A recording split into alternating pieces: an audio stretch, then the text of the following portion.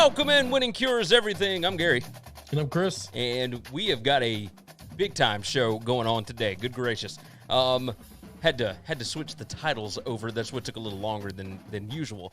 But either way, we are here now. We are ready to rock and roll. Let's go ahead and get into this thing. It is Friday, March the 5th, and we've got a lot to talk about with LSU, with the NFL salary cap massacre that's supposed to be coming next week per Diana. I've forgotten her last name. Russolini? What's her name? The ESPN I don't know, girl. you've lost me, bro. Anyway, so it's been reported by NFL reporters that we're going to have a salary cap massacre of some pretty big names being cut next week. Lots to talk about there. Tom Brady rookie card sells for a monster amount. The Big Ten has been hiding information. It's a fairly big day, and we don't want to take too much of your time, but we got a lot to talk about, man. Go to winningcureseverything.com. Anywhere that you need to be subscribed, you can find over there. Anything that you need to know about us, you can find over there. Everywhere that we go live, everywhere you can get the podcast, etc. Casey jumps in. Let's get it. Who's going to win the 3-point contest? Man, I'm not even going to watch that thing. I don't even know. Nope. Is that this weekend? Listen. I have no idea. I really don't know. I've watched a good bit of Mavs. I've watched a good bit of my Celtics. I've watched a good bit of the Grizz. Outside of that, I don't think I watched a second of a basketball game that wasn't a highlight reel of any other team. I'm knee-deep in college basketball, so yeah. I have no idea. McKinnon jumps in. He said, happy Friday. Casey said Donovan Mitchell plus 350. Cheers to that. He's a hell of a shooter. In on that. Taylor jumps in. Happy weekend, boys. Casey said the All-Star game's on Sunday. Had no idea. Learn something new every day. By the way, our college football gambling content can be found over at sbrpicks.com/NCAAF. Very easy to find. And just hop on over to YouTube and make sure that you check out SBR Picks over there. Just search for it. Easy to find. No big deal. I would recommend going and checking it out. Next week's show is going to be a big one. We're going to go majorly in-depth. We are going to go ahead and start off today's show by discussing the LSU situation. And we'll go ahead and apologize in advance. This is all still relatively fresh. Neither Chris nor myself... all the information's not out yet. It is, but... I couldn't find it all, and I didn't understand it all either. Well, that's the thing, right? The document is out, and you can go read it, but it is hundreds of pages, and there is a lot to it. And even guys like Ross Dellinger at Sports Illustrated and Glenn Gilbo down at the Advocate down in Louisiana, they are still going through it, picking parts of it out, all that kind of mess, right? So we don't know everything yet. We're gonna try and dive more into it, over the weekend. But it's gonna be a bit. So we gotta figure some stuff out. It's Hush Blackwell that did the report on this, and it took a while to get all of the information because this stuff is old. It's really, really. I don't know that any of this happened under Ed Orgeron. And that's the biggest thing, right? I think some of it got reported at the very beginning of his tenure. Before he was even necessarily hired. Yeah, I think he might have been the interim. I got a little lost in the timeline, but I'm not a very good reader, and this stuff reads like legal documents, and that's that's even harder. I've heard that's hard for even normal people to read well. So, I'm struggling through it because I want to know the information. Here are the biggest things. There are Title IX, sexual assault, whatever kind of issues going on, or not going on, but that went on at LSU involving Les Miles, involving Derrius Guice, involving Drake Davis. All three of those no longer with the program. It has been years since they have been there. The other big news that came out today was Joe Alleva wanted to fire Les Miles with cause in 2013. The lawyers looked at it, said that there was not enough there for it to be with cause. The buyout at that time would have been $15 million. So, there's just a lot going on here. Joe Alleva, the cracks in the foundation at LSU, all of this stuff just makes what Ed Orgeron pulled off, in the 2018 season, 2019 season, even more incredible, right? Because there have been cracks in the foundation at LSU that started really on New Year's Day of 2012, down in the Superdome with Alabama and LSU. From that point on, it has been just a almost complete disaster down there. Now, there have been good seasons and whatnot, but it has been a ton of controversy for the last 8-9 years down there. And all of this stuff has been talked about here and there, but it has all really come out. The Derrius Guice stuff came out preseason last year, and we knew that there was more stuff that was going to be coming. We just didn't know what or who it involved, etc. We learned about the Les Miles stuff early yesterday. We knew some of the Drake Davis stuff. It had been reported locally. Drake Davis was not somebody that was widely known. He's not Derrius Guice, star, and he's not Les Miles, probably the most powerful person in Baton Rouge at his time. Very much so. Very much so. The thing that has come out of this, LSU has suspended Associate Athletic Director Miriam Seeger 21 days. She must have domestic and sexual violence training per the Hush Blackwell report. And they have suspended Deputy Athletic Director Verge Osbury for 30 days without pay, and he must have domestic and sexual violence training. Now, and these two people are suspended because they're the only two people that are still on staff at LSU that were there during all this, right? Correct. Okay, that's why. Now, I don't know that they're the only two, but they are the two that had the... Maybe had any kind of job of power or influence. Yes. Everybody else was such a lackey, and they might have worked their way up. But, yeah, I got you. Scott Schneider said that AD Scott Woodward has made modest improvements within the athletic department. He said at least people now know who the Title IX coordinator is, implying that they had no idea who it was. That's important. Back then. He said the errors that we see in athletic cases, we see them popping up in non-athletic cases as well. The answer to are athletes being treated differently in this process, the answer is no. So it's across the LSU campus. We're talking about it on a football level.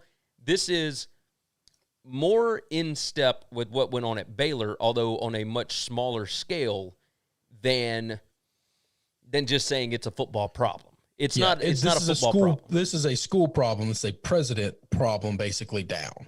Yes. Scott Schneider, who works for Hush Blackwell, I don't know if I said that before, but LSU's Title IX reporting process, he said one survivor described it as it was designed to put victims in position to just give up because they were worn down by the process. That is never what you want to see. Yeah, that's a problem. I mean, it's pretty crazy stuff. LSU did come out and release things that they are going to implement in conjunction with the recommendations. It's clarify reporting responsibilities, streamline and centralize reporting and support resources, increase staffing and support. Like they are now fully staffed in the Title IX department, the Title IX office. It wasn't like that when all of this was going on. There's going to be more education and training. There's going to be policy clarification. They're enhancing oversight and evaluation. They're increasing awareness of resources and processes and all that. Like at the majority of big-time universities, Title IX training is pretty cut and dry. Like, you have to go through a process. I have had to do it a ton. It happens every year. You don't get to skate by. It's, you have to sign your name to it. Otherwise, the school can be fined. I don't know how LSU ever got to this point. I got no idea. Yeah. Now, this was 2013. They had started to get better as the years went along, and that is the case with a lot of places. But even by 2013, Title IX was still a major, major thing even at this point. At that time, you had a USC kicker that had been kicked off of the team, I believe it was in 2016, because of a false allegation that went through the Title IX office. So it was a little bit like Title IX, in some cases, had overstepped their bounds. But in some cases, there was just none. And that was kind of the situation at Baylor. There was just, we're talking about football coaches. They don't know who to report to. They didn't know what they were supposed to do with the information. These are not, I know that everyone thinks, oh, well, Art Briles should know everything that's going on and be intricately involved. No, he's a football coach. He's drawing up plays. Okay. Yeah. All these coaches, they are this, I've said this before, they're this far away being removed from being Neanderthals. Okay. Now I know Neanderthal seems to be the word of the week, but I've been saying that for years. If you're wanting these guys to handle these types of sensitive, delicate problems, that your want is not correct. You need to change what you want because they are not the individuals to do it. They're not mentally capable of handling it based off of their skill set. It's not what they were hired to do, and they don't know how to do it. If they, just because they weren't hired to do it, it's fine. But if they're not capable of doing it, then it's illogical to ask them to do it. And that's what the training is for, right? And that's, if you are not requiring your football coaches and whatnot to do that, that is still a part of college football. Like that is, if you don't want to deal with it, you have to find a job in the NFL or in some other pro organization. Even then, in today's climate, you're still going to have to deal with it today, right? But back then, who knows? But these schools should have departments set up that, well, obviously LSU didn't have it fully staffed, which is a problem. Yeah. Because had it been fully staffed, it's easy for the coaches to say, this is not my issue to deal with. I have a conflict of interest because I have a relationship with this student. You need to take this to this department. Yeah. And I will usher you over there.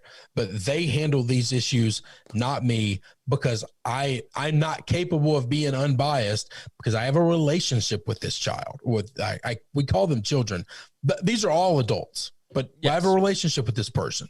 Okay. And so therefore I'm not capable of handling this, but this person is. That's their job, is handling problems like yours. Yes. Yes. I mean, and that's what we would all want, by the way. Agreed. Take it to the correct people. From the Hoosh Blackwell report. So moving from that, the Les Miles stuff, that is a whole different situation, right? From the report, so the stuff that we got out of USA Today yesterday was there were multiple students on the campus, some that worked in the football facility, some that didn't but wanted to, or something along those lines, that wanted to either improve their chances at a job outside of campus, like once they graduate, something like all sorts of different stuff here. And Les was, what's the right way to say this, Chris? He was being a little creepy, I guess. Yes, I think what Les did was creepy, but I think the worst thing that he did was kiss one of these girls. And even that is more, it's a he said, and at the end of the day, like, yeah, and at the end of that's what he's being alleged. And the school did say, by the way, that if nothing more, he used incredibly poor judgment, and that's correct. That's it. He used it, but I actually believe the lawyers here with Joe Alleva's claim. I don't think Les would have been. He would have won his lawsuit, and they would have owed him his money if they'd have fired him for cause. Yes, because I don't think that stands up in court. And even if it all finds out that he did these things, he didn't break any laws. These girls were texting with him. So this wasn't a forced upon situation. This is obviously a conversation that happened over days, weeks, we don't know, months, back and forth between the two of them. So it's not him just pressuring them. I think if that was the case, we would have that information. We don't. So we know that it was a mutual conversation. These are all adults. Okay, I know we like to call them students because it sounds more salacious, but they're not 15-year-old girls. They're 19 to 22-year-old girls. Okay, and it's creepy for a 50-year-old man and a 19-year-old girl, but it's not illegal. Okay, and so what is the school supposed to do now he shouldn't be holding power over them, but we only have one report as of yesterday that I read. The stuff I read today didn't say anything about that, where Les supposedly offered to be able to help her, but it never says it was the word from last year was quid pro quo. It was never if you do this for me, I'll do this for you. I think if they've been texting back and forth and she asked for help, I think he would say, yeah. Now I'm also inclined to defend Les right now, because right now I think he was super creepy, but I also think that's what he was super creepy. Yes. So let me jump into this. From the Hughes Blackwell report on LSU, the first student worker to allege wrongdoing from Les Miles was, quote, completely traumatized, is how she put it. In May 2019, Lewis provided a statement to Lindsay Madatic, the university's deputy Title IX coordinator for employees, in an appeal of an institutional finding that she purportedly failed to make a required PM 73 report. That statement chronicled significant alleged misconduct committed by the then most powerful person in the athletics department and perhaps the university, LSU football coach Les Miles, from approximately 2009 until Miles' departure in 2016. Miles has denied all allegations of misconduct, and we are not in a position to offer an opinion on whether the allegations against him are true or not. Instead, the issue is whether the university responded to this report against a powerful member of the athletic department in a manner consistent with then existing legal guidance, well-recognized best practices, and institutional policy. The answer is no. They did not. Lewis's report... But hang on, with that, like the girl that's claiming she was completely traumatized, we don't know what she's traumatized from. That's all I've tried to do all day was figure out what did he do that traumatized her. Here's the report. Lewis's report. I'm not defending the guy. I just want to know. Lewis's report speaks for itself, but among the allegations leveled is that after losing the 2012 national championship game, Miles attempted to sexualize the staff of student workers in the football program by, for instance, allegedly demanding that he wanted, quote, blondes with the big boobs and, quote, pretty girls. According to Lewis, he also allegedly took a more direct role in the hiring of those student workers. Lewis's account was corroborated by several witnesses. In our review, according to Lewis, she repeatedly expressed her concerns to various athletics administrators, and she felt those reports, quote, went nowhere. In 2012, Miles had just completed his 8th season as head football coach. In late January of 2013, the university announced it had negotiated a new contract with Miles, which included significantly increasing his annual salary. Blah, blah, blah, blah. It was presented to the board of supervisors. Let's see. In her interview, Lewis stated that around this time, her, quote, worst nightmare happened when an athletics department student worker, quote, student one, came to her very upset about something that happened when she was alone with Coach Miles. According to Lewis, student one requested her assistance in confronting Miles regarding the allegations. Another longtime football operations employee was present for the meeting and recalled from her perspective that student one was, quote, completely traumatized by the alleged incident. Quote, this child had a dead stare. She just kept saying over and over, you know what you did to me, to Coach Miles. Sharon Lewis echoed this, describing the interaction between student one as emotional and traumatic. Following this encounter, Lewis immediately reported the incident to Seeger. According to 2 athletics employees interviewed as part of our review, student one met with Seeger, but, quote, the university never did anything about it. There is no record of the student's concern being investigated in a manner consistent with then university policy. There are also no records or other evidence of student one being provided with notice of her rights and options in response to the complaint, or perhaps more importantly, any supportive resources other than the support of Sharon Lewis and the coordinator of football operations and assistant to the head coach, Yael Lofton. Lofton and Lewis stated that after this incident, student one fell off the face of the earth and did not know what happened to her after that. That all sounds horrible. That all sounds awful. And it is awful if it really happened. But what is the it? What was she traumatized from? She never told them what he did to her. You know what you did to me is what she said. And she said it in front of athletic department officials and the coach. Yes. Unless that's a tough accusation if you just say, you know what you did to me. And because I don't know that holds up in any court whatsoever or investigation. But it is damning. Also, it's absolutely damning. It is also on the university to make sure that they investigate. Right? That's right. But they did none of the sort. That's bad. You're 100% right on all of that. All of that. I'm not. I know this is coming. I feel like this is coming across as I'm defending these people because this is my school. Okay, it's a place I love.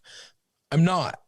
I just want to know what actually happened. Okay, Sharon Lewis, I don't know how you can report a complaint, but then never tell the people you're reporting the complaint to what the complaint is. Sharon Lewis, the athletic department official. the report on her said that because of the allegations and the lack of response from the university, that she had a mental breakdown.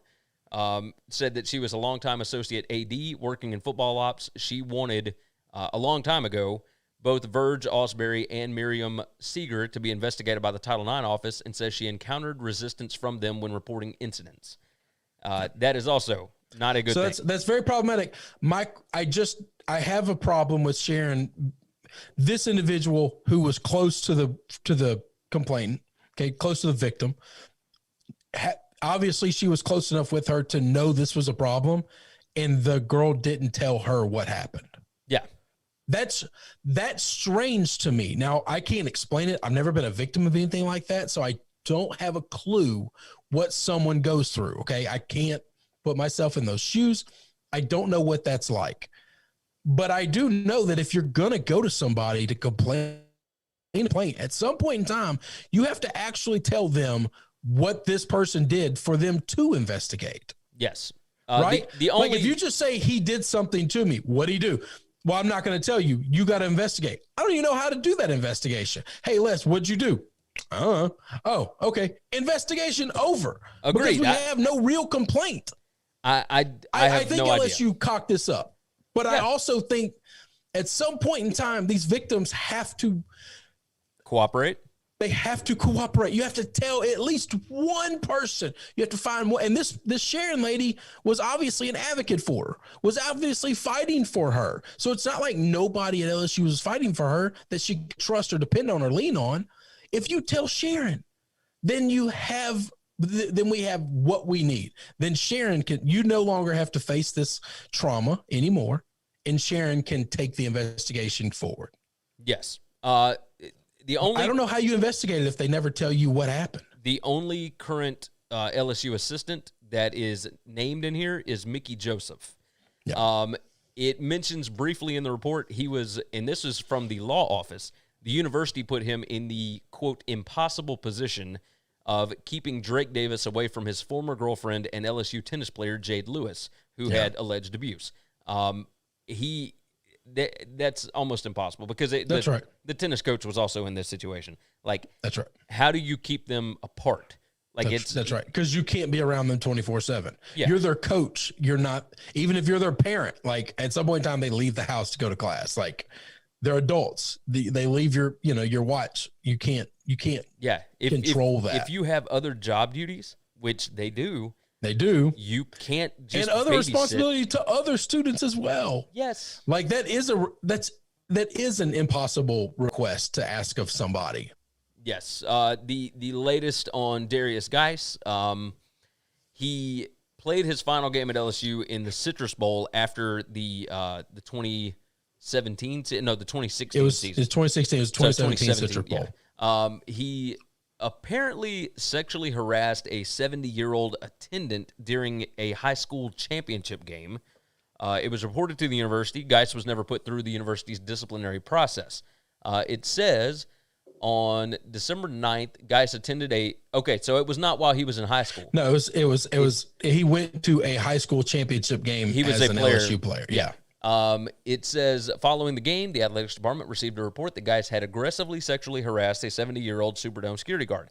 In her appeal of the PM 73 violation and in interviews with the law firm, Lewis stated that on or about December 13th, a woman and or her purported legal representative began calling the football operations office demanding to speak with Coach Orgeron regarding an alleged incident of sexual harassment involving Derrius Guice. Lewis stated that she immediately sent a text message to Seeger and Ausberry relaying the information and provided screenshots of her text messages to Seeger, which were included in her appeal of the PM 73 failure to report finding.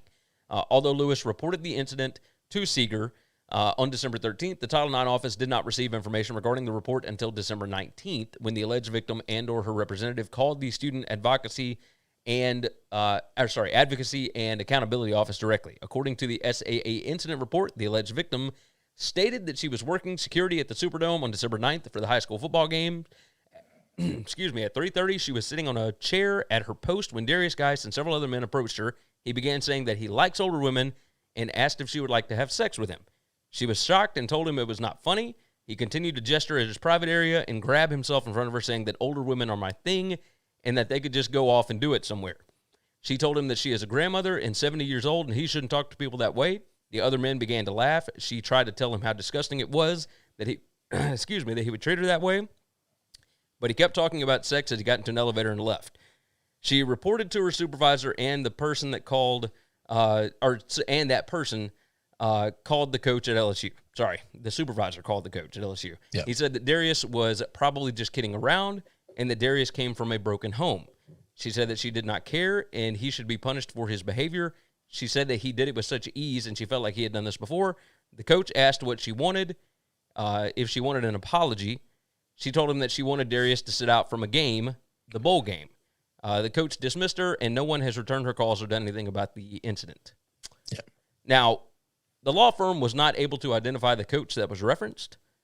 And Seeger did indicate that she was aware of the information and that they were notified about a week ago.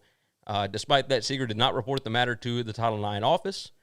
This was an error, if for no other reason than LSU's Title IX policy applied to off-campus conduct in certain situations.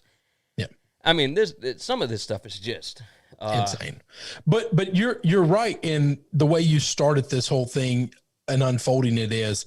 This is all pointing back to information's not getting to the people that it's supposed to handle this stuff.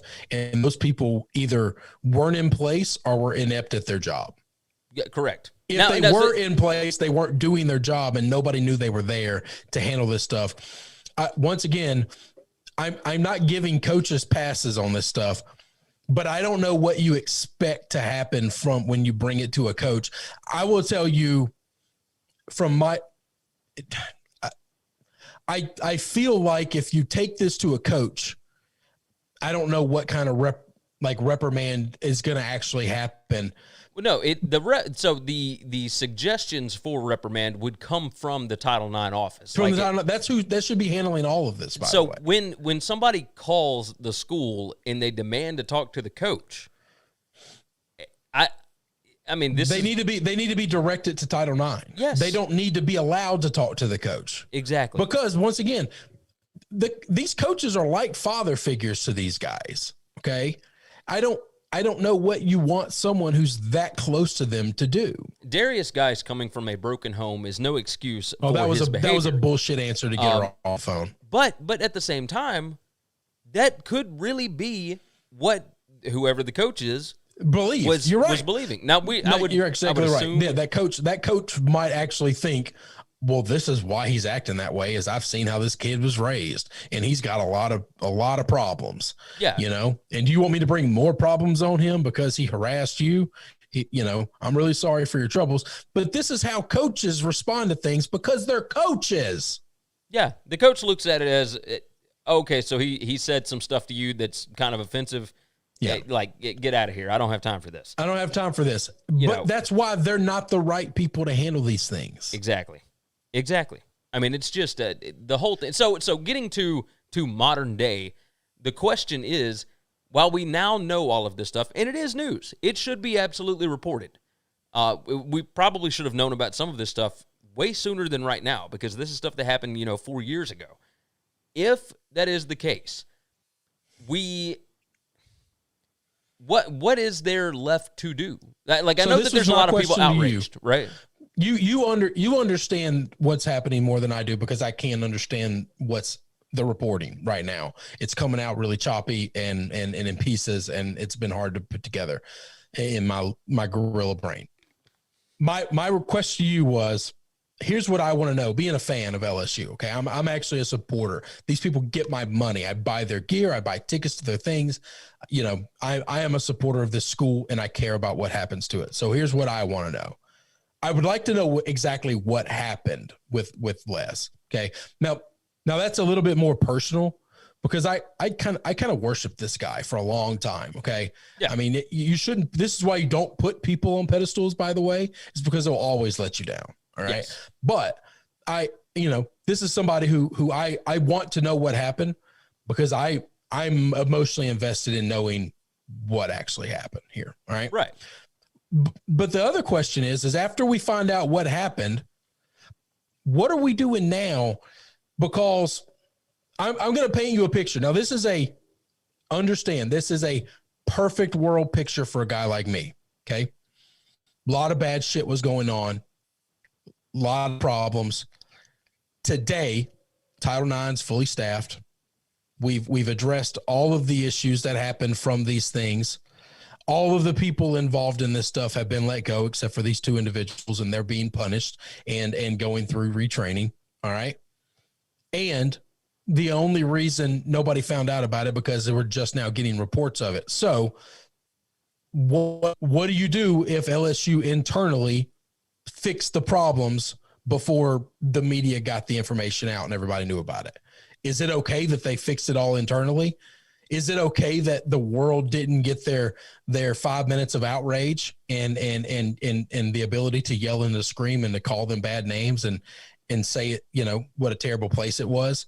If it's all fixed, this is all pending the fairy tale of if it's all fixed. But I need to know. I would like to know where we are now. What does the staffing look like at Title IX? Not what is the new plan because all of these investigations are happening now. What was it before the investigation just happened? Okay. Did the new AD come in? Did he restaff it up? Joe Alleva, I was super critical and super harsh of him for a long time. The longer he's been gone, I've given him more of a pass on some of these things, but some of these things I'm not. Staffing up that Title IX issue, knowing, like, taking care of some of these things, they do fall under his umbrella. So while he was willing to fire a national championship coach, he was also the guy that was around when these investigations of Guice and Davis happened. Yeah. So why did these people who worked directly under him and under his umbrella fall short of doing their job? Why did they not know where to send people? Why did Title IX staff not be fully staffed? Now, that's more of a school president thing than him, but he knows those things are happening, right?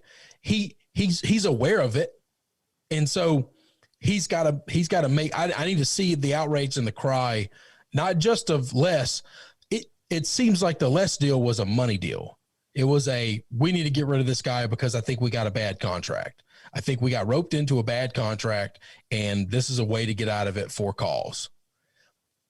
Yeah. More than this is the right thing to do. Yeah. So this is from an anonymous longtime football staff member at LSU. And we'll read this, and then I'll tell you one more thing that happened regarding LSU today, and we'll move on, and we'll talk about more of this on our SBR show next week. We'll go a little more in depth with it. The longtime football staffer, anonymous guy, said to think that was almost normal for us because we had been involved in that for so long until you step back and look at it and go, my God, what were we doing? You know, but that's the progression it came to. It just became normal, which is sick now that you think about it. The fact that became normal to us was crazy, you know, but it was always like nobody ever really wanted to rock the boat. And then poor Sharon, though, I mean, like I said, she had most of the brunt of it because she was over the girls. We were so beat down and caught up in that mess, we didn't realize how bad we were, you know. That's what upsets me. Like, it sounds like there could be even more. That's right. To this, and it's just stuff that will likely never come out. It might take some time to come out. Yeah. But once again, those are, as a fan of this school, those are the two questions I would like to know what Les actually did. Okay. Agree. Right now, I know that he was creepy. Okay. I know that he had what people would see as a creepy relationship with these girls, but I don't know that it goes much farther than that unless I have definition of quid pro quos of, hey, you know, you give me a little something, something, and I get you a little something, something, and that's fine. But that doesn't seem to be what happened. All right. This woman that was traumatized, I'd like to know what actually happened to her to cause her to be that traumatized. Like we know that he offered for girls to come to his condo alone. Yeah. We know that he drove girls around, you know, around the school and around the city in his car with just those two. We know, like, he tried to kiss one of them, or did I don't even know anymore. But the thing is like, how did he get him in the car? Did he like roofie him? I mean, are we Cosby in this situation? Did he get him in there by force, or did he have a relationship with these girls that people would say is creepy and inappropriate or whatever? But at the end of the day, it is two consenting adults. Yeah. Like he offered for them to babysit his kids, and they apparently agreed at some point. I mean, I don't know. Moving on. I didn't understand. So Les didn't live in a condo. Les had a house, kind of a big, nice house in Baton Rouge, and he had a condo.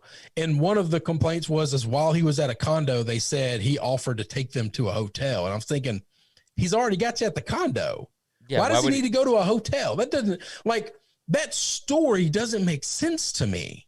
I agree. Now, I'm not saying it didn't happen, and I'm not defending the guy.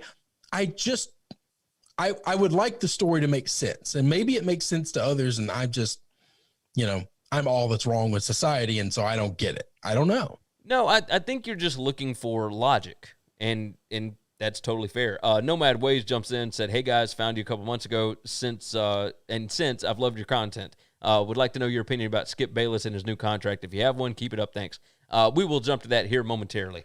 To stay on the LSU thing, this is a slightly different subject, but I think worth at least bringing up. John Paul Funes, who pled guilty in 2019 for embezzling nearly $800,000 from the Children's Home Foundation. Yep. He has been released from prison and will finish his term at home. Now, he is also a focus of the NCAA's infraction case into LSU's football program. That's right. Because he was embezzling money to give it to the school. Found it very interesting. Well, no, not to the school, but to like an offensive lineman's dad for a job that didn't exist. To pay players. Yes, basically. So it very, very strange. I don't know of anybody that has pled guilty to embezzling that spent less than a year in jail and got to go home. I mean, some of it could be this is very much a white collar crime, and we would like to not waste taxpayers' money. Yeah, I think I'm put okay this with person that. in a cage. We're going to slap an ankle bracelet around him. We're going to make him see a PO. We're going to keep tabs on him, but I don't need the taxpayers to feed him and house him. Yeah. And also some of it is medical issues. COVID is still a big deal in the prisons. They're letting people go. I'm okay with them letting guys like this go over rapists and murderers. Yeah, I agree. I think there's a math problem being done in the criminal justice system as to when we get overflows, who we going to say, hey, you've done some time. Now we're going to slap an ankle bracelet on you and tell you can't leave the state or you can't leave the county and you got to see a PO twice a week and this, that, and another. You're still under massive restrictions. We're just not going to pay to feed and house you. Totally. And I'll say the libertarian in me is very fine with that. Like I think what this guy did is gross, but I also, I understand we're wasting a cage on a guy like that. I tend to agree. To answer Nomad's question, Skip Bayless signed a new 4-year, $32 million contract with FS1. And if Fox Sports believes that he is worth $8 million a year, then cheers to that, because we are in the sports media business. And if he's getting $8 million a year, then there is no reason why you and I can't make a living wage doing for some reason Skip's got a following and I don't even know if it's a fan base. I think he gets most of his watch for hate watch. Yeah. But he's built that niche for himself, and man, that pays. Those eyeballs, that it's weird that advertisers would see you as just as valuable if people watch to hate you as they would to if they watched because they loved you. Because if he was actually doing live reads like we would do sometimes, like you wouldn't buy anything he was selling, but yet the advertisers still pay the same amount of dollars per listen, per download. Yeah. So now TV is a little bit different, but it's that same concept is strange to me. Oh, I agree. I mean, he does have a lot of viewers, but his numbers at FS1 have not been nearly what they were at ESPN. Now, a lot of that is because FS1 is still relatively new. Matt said, I don't like Skip, so I never give him attention. There are a lot of people that are like that. There are a lot of people that do watch him just to hate on him. So just to hate on him. He has brought the biggest audiences to FS1. So, if they think he's worth $8 million, sure. I'm game with it. And you're right. Can can a brother, can you and I make a living? You know, that's what we'd like. I would imagine. All right, moving off of that, we're not going to spend too terribly long on the rest of this stuff. The NFL salary cap massacre is coming next week, supposedly. We'll see already. We have had the Dolphins cut Kyle Van Noy. We've had the Lions say that they are going to cut cornerback Desmond Trufant. Washington football team has cut Alex Smith. Everybody is trying to – so they're guessing right now that the cap is going to be $180 million or somewhere roundabout. If it ends up being 177, if it ends up being 175, if it ends up being 185, it's that's a massive difference. So everybody's trying to put themselves in position. However, because of the loss of funds last year, that you're going to have a cap hit. Like it's going to cut down quite a bit. And if that is the case, you are going to see a lot of big name guys that are going to be cut this year.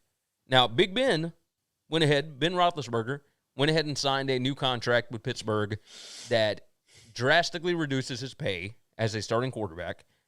And it's totally fair, by the way. I mean, he wasn't. He's now going to get paid market value instead of the $41 million cap hit that he was about to hit the team. He is now being paid $14 million for next season. His cap hit is still relatively large, but they cut a significant part of that out. They will still be able to sign guys that they need, et cetera, et cetera. I think they spread it out over a couple of years is how they appeased the union with that. Yeah, so it's interesting. Tell me your thoughts on the salary cap massacre that I'm sure is going to lead our show pretty much every day next week.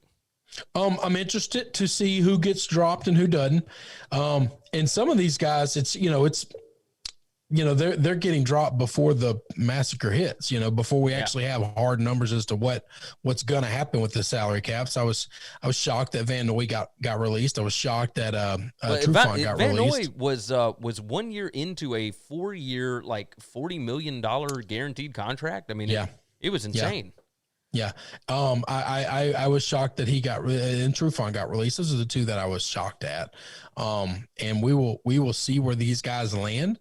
And we'll see kind of how much. I'm going to tell you this. I think we're going to see a shit ton of $15 to $24 million 1-year deals. Yep. I think you're going to see a lot of ring chasing. You're going to see, some teams that maybe you could consider super teams, maybe like here's the problem. These guys getting cut. Like Van Noy was able to be cut because he just didn't produce at Miami the way he produced at New England. But you're going to see big name guys that tend to group together that may not be. It's kind of the J.J. Watt thing, right? Like J.J. Watt is not. If the Cardinals make a Super Bowl run, it ain't because they went and got JJ. Exactly, exactly, and that's what I'm saying. Is that you might see some guys try and sign with Tampa Bay. You might see some. I mean, New England has got a ton of cap space. Yeah, New England's got a ton of money. So, I'll tell you who's got the Brownies got a ton of money. The Panthers as well. The Panthers have a ton of money. The Panthers are trying like crazy to. I mean, the owner used the phrase, I'm willing to move heaven and earth to get a star quarterback. Yeah. And if I was a star quarterback out there, if I was hustle and bustle, or if I was Mr. Watson, I would be looking because I want to play for an owner who wants to move heaven and earth to get me, not who's trying to get me to renegotiate a deal to take less money to make the team better. No. He openly is telling people, I want to move heaven and earth to get my star. Yes, and I want to go play for that guy. Yes, I want to play for that guy. No, you are correct about that, sir. Yeah. The Lions cutting Desmond Trufant, I get it, money saving. Yeah. The Saints cut their longtime punter. You're going to see a ton of these deals. Guys are going to get cut across the board. It's going to be really bad.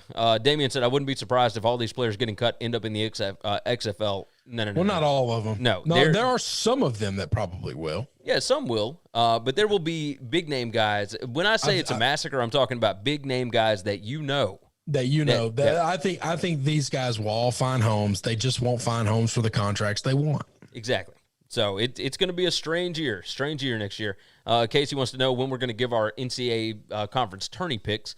Well, those start next week. So we've still got Monday and Wednesday next week before the games really kick off. So we will be talking college basketball. No worries. Tom Brady. Let's talk about Tom Brady for a second. The Tom Brady rookie card, one of only 100 different types of this one. Yeah.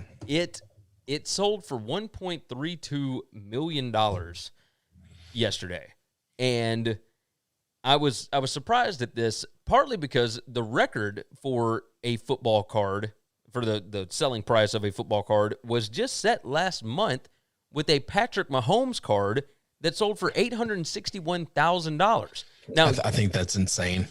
I don't understand the Mahomes thing. Like the Brady thing, okay, yeah, I get it. No. Because he's won 7 damn Super Bowls. Like I get his legacy is done.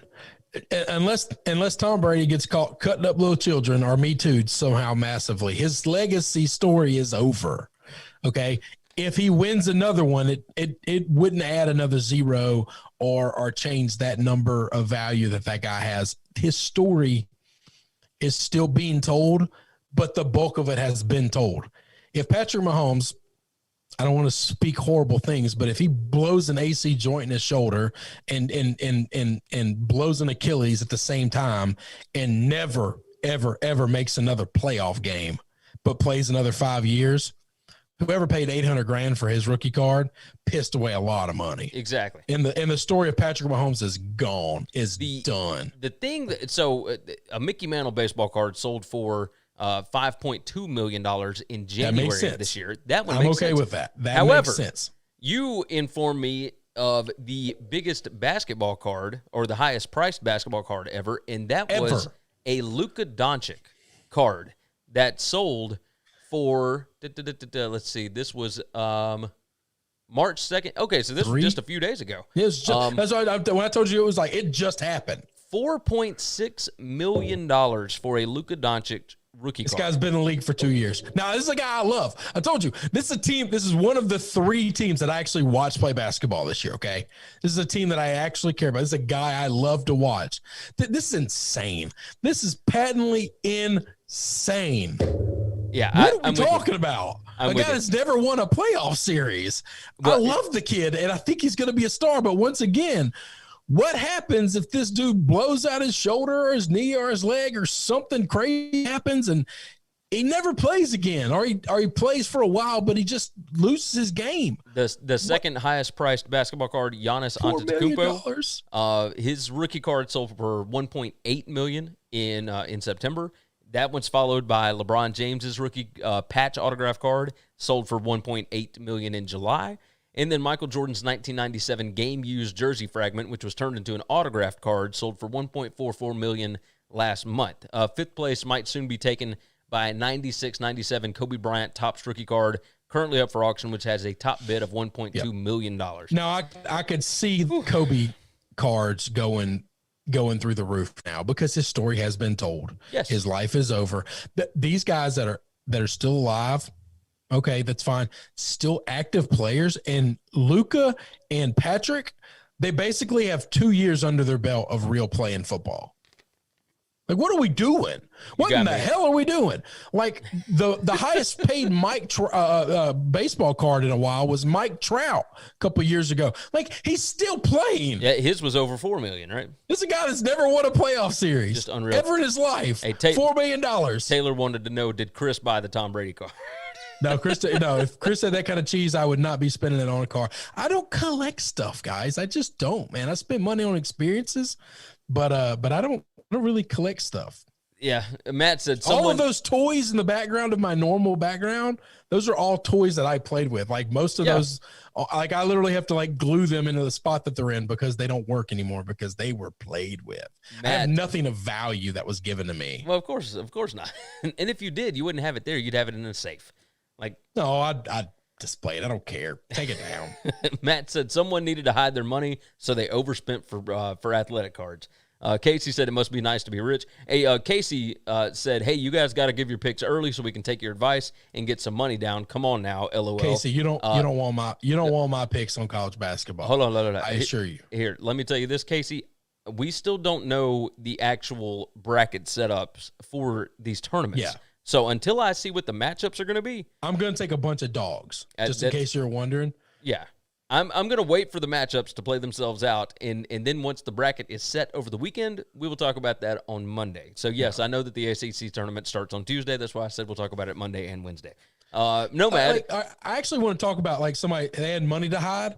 Like, you can hide that money, in Bitcoin or Dogecoin or anything like that. Or gold. Excuse me. You can also hide it in gold and silver, by the way. You can just go buy physical gold and silver and hide it that way as well. Like, you don't have to buy something that seriously might be worthless in a couple of weeks. Yes, you're exactly right. Let's see. Matt Miller said AMC to the moon. Nomad said, has Patrick seen a UFO? Apparently that matters now. Just ridiculous. I guarantee we would have talked about that if we were doing like a 3-hour show. I know. This is way too heavy of a show for the off season. You know, I like to dick around. I really hate that it was my team involved too, but it's okay. It's all right. I will tell you this.